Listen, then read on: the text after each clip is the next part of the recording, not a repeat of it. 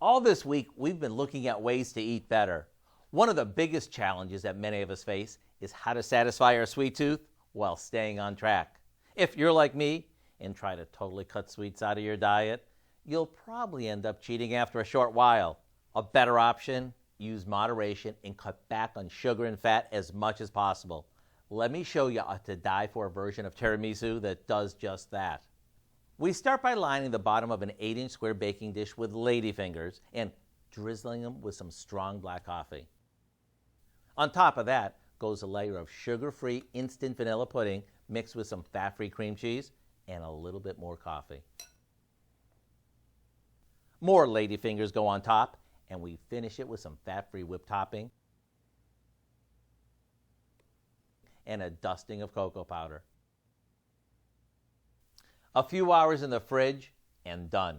This recipe is actually from our friends at everydaydiabeticrecipes.com. Yes, it's still as decadent as traditional tiramisu, yet it only has 83 calories per piece and less than 1 gram of saturated fat.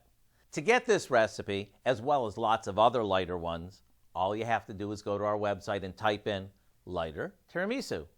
I'm Howard in the Mr. Food Test Kitchen, where today we found a skinnier way for you to say, ooh, it's so good.